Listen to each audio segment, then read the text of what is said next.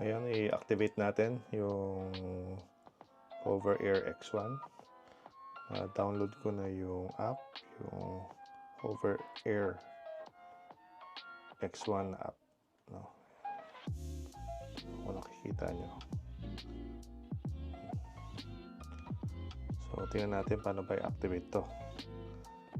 So,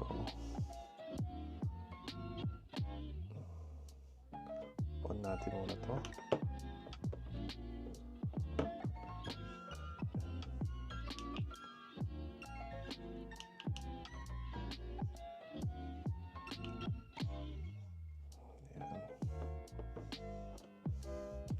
Light na. Current mode, Hover. Please download Hover X1 app. Connect and activate the device on the app. Yun, connect daw. Try natin. Dito ay yan, my Hover. Allow access to Bluetooth, turn on Bluetooth. Yeah. Enable permissions.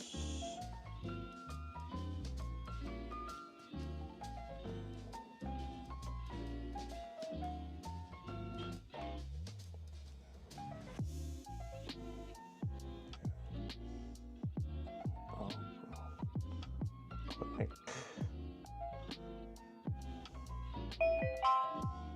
Yun, tapos activate.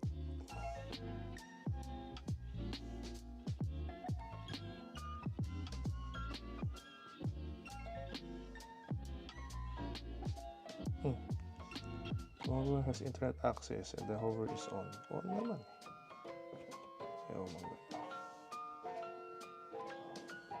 Activation succeeded. Ayan. Firmware update na agad. So, update natin. Update.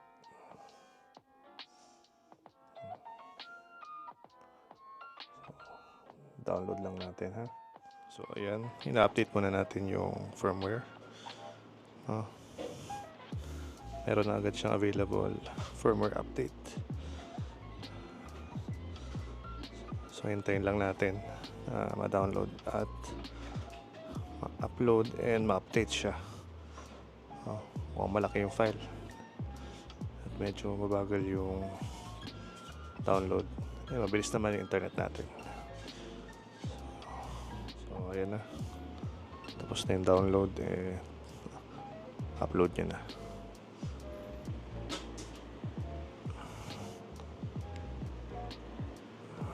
Ayan. Join lang sa Wi-Fi.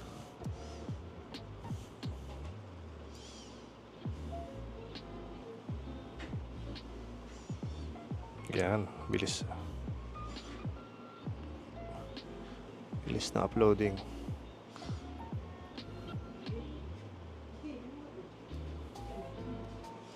So, ayan, updating. Okay, sa unang gamit, may mga kailangan gawin na task. Okay. So, subukan natin. Custom snapshot. Okay, status light screen.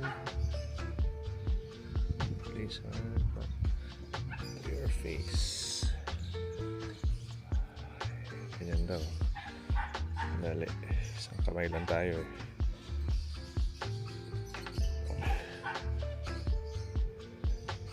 Use the other hand to short press the power button. Okay. The device will hover after completing the flight path. Please hold out your hand and place it 1 foot below the device. And wait for the device to land on your palm. Continue. Snapshot.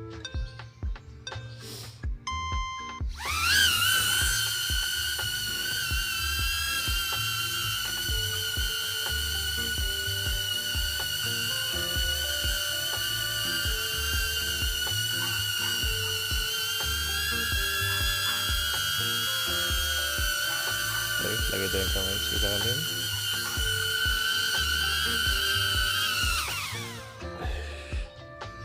Yun. Pause. turbo propeller turn off light is officially completed. Understood. Okay. Ayos. Testing natin yung iba.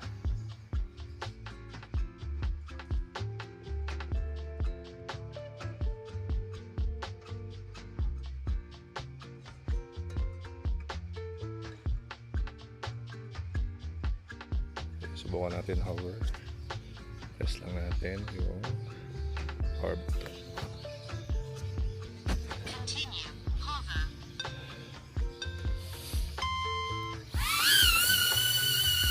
Yan ang hover.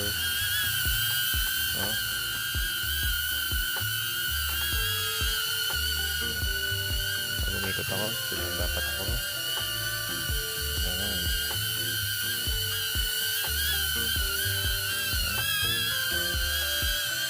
Tingnan lang. Saan man ako. Stay in place lang siya.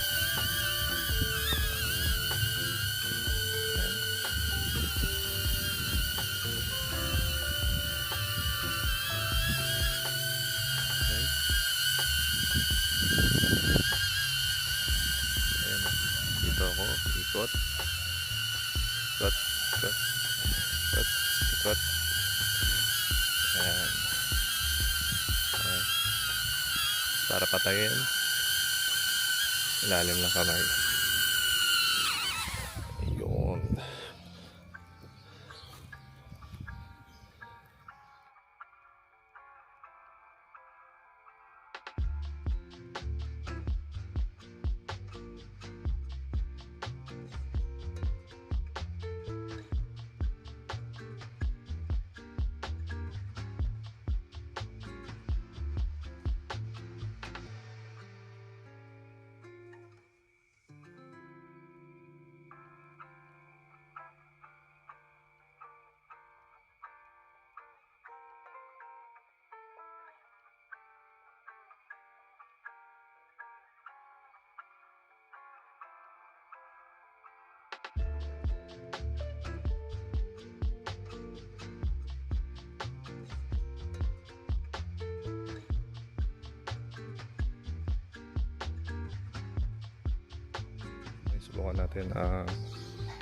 Subukan natin ang orbit.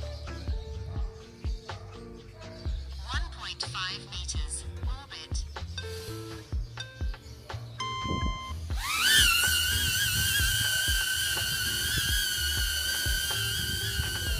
Urong siya. 1.5 lang kasi maliit ang space natin. Ayan. Ikot siya.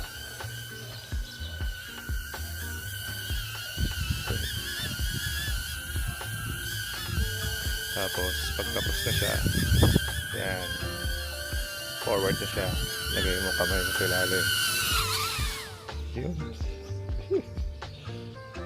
Yan lang.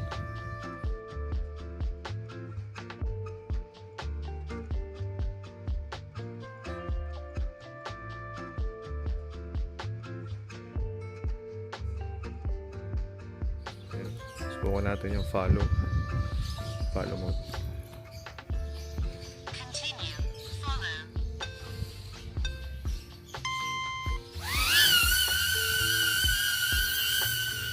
Yan.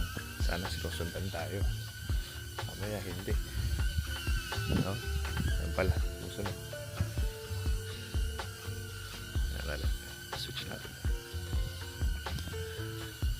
Sumusunod ba? Ha? Sumusunod? Dapat sumusunod. Hindi. Naiwan na natin. Ayun pala. Nasunod na. Sabi natin paikot dito. Susunod siya. So nakaset lang siya ng normal distance tapos flat. Kasi nga limited yung space dito. Dapat dyan lang siya. Sunod-sunod lang dapat. Ayan, paikot tayo dito kaya dapat paikot din siya.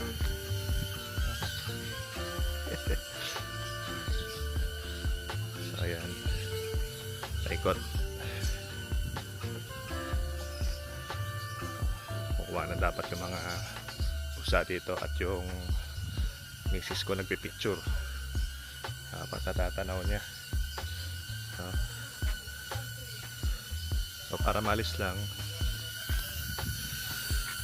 sa follow mode, ayan, harap ka lang tapos ilalim kamay. Yan, tapos na.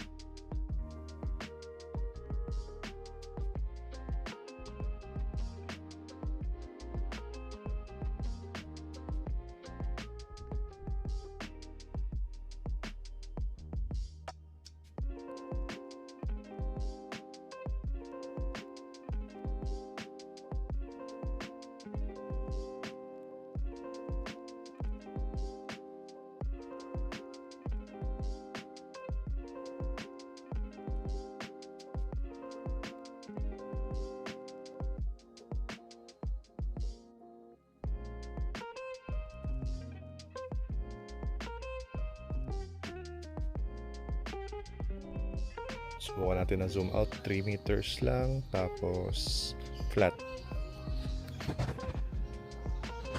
3 meters, zoom out.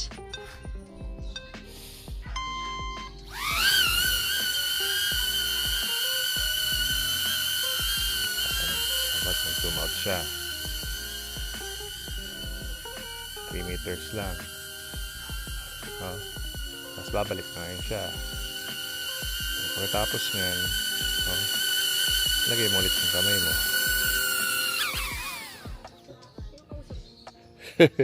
Sarili ko. So, ayan. Ang galing, no? Yung bird's eye, kaya-kaya dito. Subukan natin.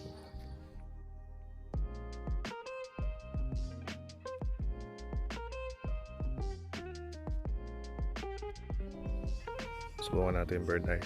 Sana walang tamaan. Hindi. Kasi ayan lang, oh.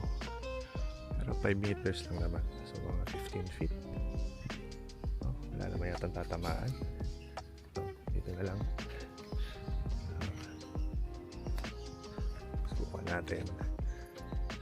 5 meters, bird eye.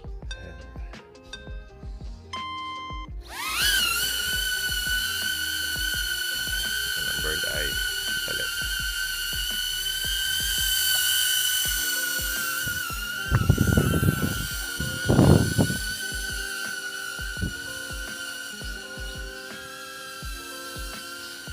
Oh, diba? Oh. Diba? Laba siya ulit.